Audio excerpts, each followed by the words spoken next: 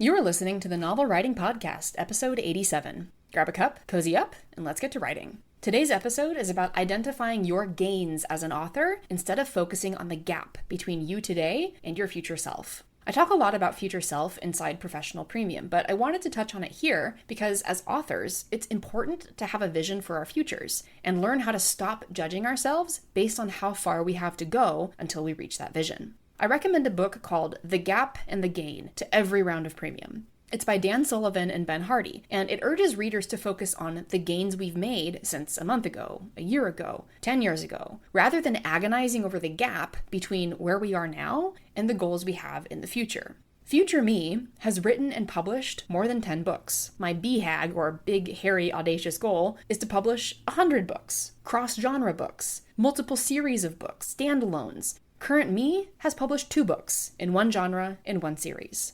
If I focus on how far I have to go, I'm liable to start agonizing about how much work it is, how long it will take, whether it will be worth it, and if the stories will even be good enough. But if I instead think back to me 10 years ago, actually 15 years ago, the gains since then are enormous. 15 years ago, I wrote my first lines of fan fiction, having shelved my lifelong dream to be a published author for the time. Since I started writing on fanfiction.net in 2008, I've written 153 fanfiction stories, 4 of which are over 13,000 words, and the longest of which is 230,000 words. I wrote 133 stories in the first year I was on fanfiction.net, and most of those were Stargate Atlantis stories under 1,000 words. Since 2008, I've published 2 fantasy novels, and at the time of this recording, I'm self-editing the first draft of Book 3.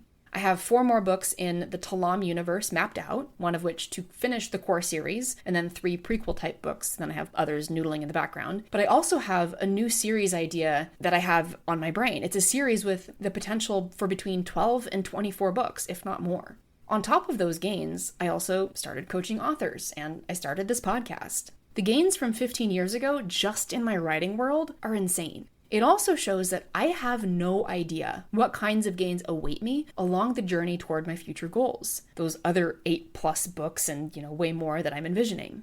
Future me has learned so many lessons. She's achieved way more and she's wiser than I am. But I can't reach that version of me without doing the work today. And the only way that happens is to take direction from future me as if she were my boss.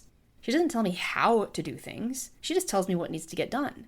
I know that I need to finish self-editing Book 3. I need to heavily outline Book 4. I need to develop a baseline marketing plan and execute on it consistently. I need to make space for silence and brainstorming and take care of myself so that my health doesn't get in the way of writing. I need to learn how to be flexible and allow for margin in my calendar because too much rigidity can drain my energy and ultimately make things take longer. If you ever find yourself anxious about the work ahead of you, take a few minutes to stop and remember how far you've come.